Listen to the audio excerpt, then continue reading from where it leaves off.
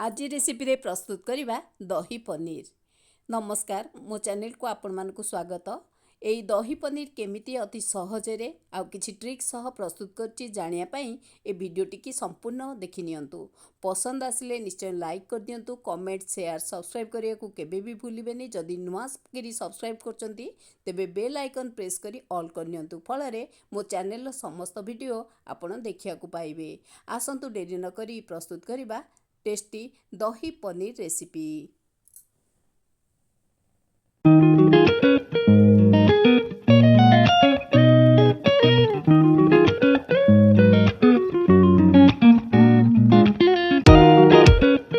एबे ए टेस्टी रेसिपीटी प्रस्तुत करने पाई मु 200 ग्राम फ्रेश पनीर नहीं।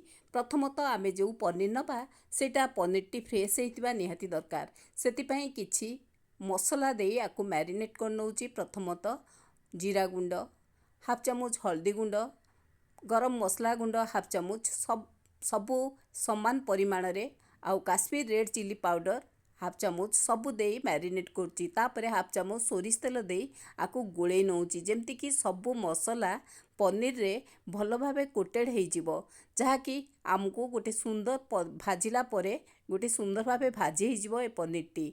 एमती आमे मैरिनेट करिकी प्राय ताकू किछि समय 5 मिनिट छाड़ी दबा। भल भाबे चारिकड़े गोळेई नबा जेमती पनीर रे एटा भेदी जिवो ए मसलाटी। तापरे आमे 5 मिनिट पई आकु छाड़ी दबा। तापरे आमे दही नबा। फ्रेश दही मु गोटे कप रु 1.5 कप नहींची। देखुथिबे फ्रेश अछि। गोटे जिंस ए जो दही आमे नबा एटा जेमती खट्टा हेई नथिबो सेटा देखिबे। सेथरे मु दउची हाफ चामच जीरा गुंड, हाफ चामच गरम मसला, काश्मीर रेड चिली पाउडर, हल्दी गुंड हाफ चामच, कसुरी मेथी हाफ चामच आकु देई भल भाबे गोळेई नबा।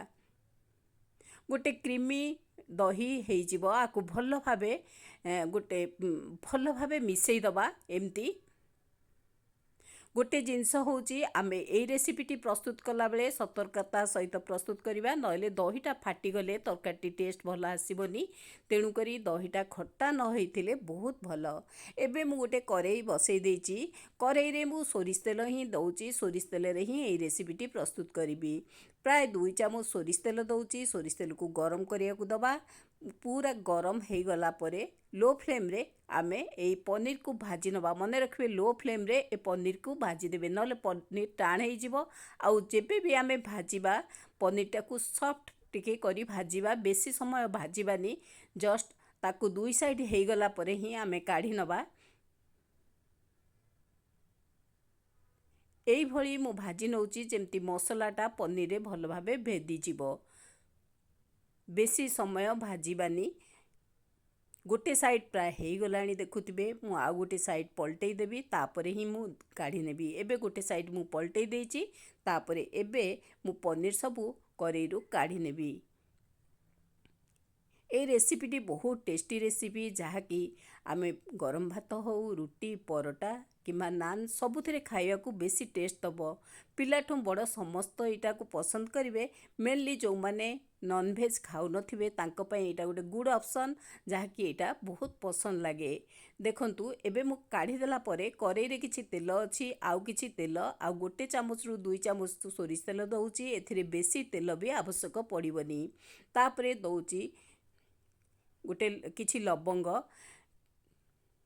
तेजपत्र, दालचीनी आउ गोटे गुजराती बड़ गुजराती जोटा को ब्लैक गुजराती कहती, सेटा को मु दउची। देई आकु भाजी नउची। तापरे गोटे बड़ पियाज रखिची, ताकू देई दउची। काटिकी एई भली चुना चुना करी रखिची, ताकू दबा परे आकु भाजी नबा। जेमती रेडिश ब्राउन हेई जिवो सेई भली आमे भाजीबा। देखंतु टिके भाजी गलानी। ता देहरे मु दउची अदा रसुण पेस्ट। आकु मु बाटी नेइची 8-10 कुला रसुण आउ हाफ इंच अदा बाटी नेइची, ताकू देई दउची। आउ आकु भल करी भाजी नबा, जेमती मसलाटा तार कंचालिया स्मेलटा चली जिवो आउ भल भाबे भाजी हेई जिवो।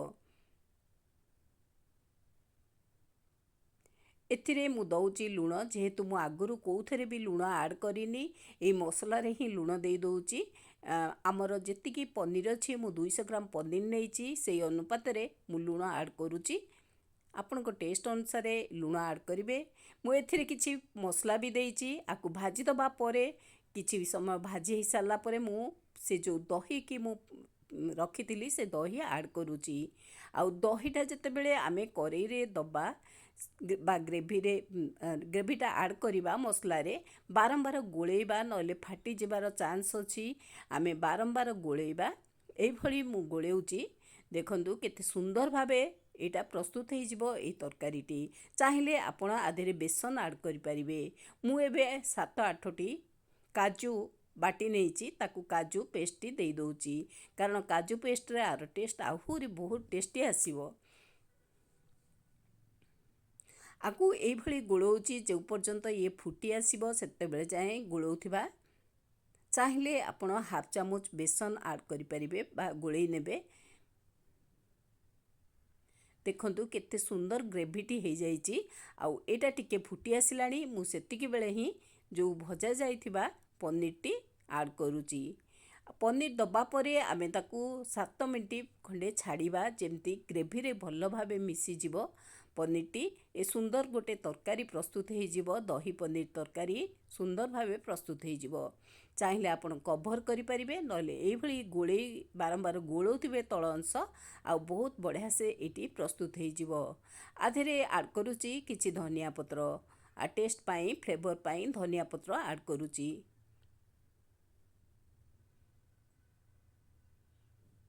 बहुत सुंदर फ्लेवर आसुची आर टेस्ट मध्य बहुत भल जहाँकि आमे रुटी परोटा गरम भात नान हेला पूरी हेला सबुथेरे खाइयाकू एटा टेस्ट दबो। विशेष करी जो माने नॉनवेज खाउ नथिबे तांको पई एटा गोटे बहुत बढ़िया टेस्टी तरकारी। देखंतु केते सुंदर भाबे प्रस्तुत हो गलानी बहुत सुंदर लागुची आर टेस्ट मध्य सेई भली बहुत भल। एई भली केतेक ट्रिक्स आपण जानिले एई दही पनीरटी बहुत बढ़िया से प्रस्तुत हो जिवो। वर्तमान आमर प्रस्तुत हो गलानी दही पनीर। वर्तमान मु गैस रो फ्लेम बंद कर देइची आमे प्लेटिंग करिबा। देखंतु केते सुंदर भाबे एटी प्रस्तुत हो जाइची। मु वर्तमान प्लेटिंग करूची दही पनीर को। एबे रेडी हो गला आमर दही पनीर। केते फटाफट प्रस्तुत हो गला गोटे टेस्टी तरकारी जहाँकि आमे गरम भात हो किंबा रुटी परोटा सबुथरे खाइबा। आउ गोटे जिनस पिलाठू बड़ समस्त को एटा पसंद आसीबो ए रेसिपीटी। वीडियोटी संपूर्ण देखिथिबे जदि पसंद आछि निश्चय लाइक करंतु कमेंट करंतु शेयर सब्सक्राइब करिया को केबे भी भूलिबेनी। आउ एई भली दही पनीर फटाफट घरे प्रस्तुत करी आर मध्य टेस्ट नियंतु। विशेष करी रुटी परोटा नान आउ गरम भात एथिरे सबुथेरे खाइयाकू एटा टेस्ट दबो। रहुची थैंक यू नमस्कार ममता नंद।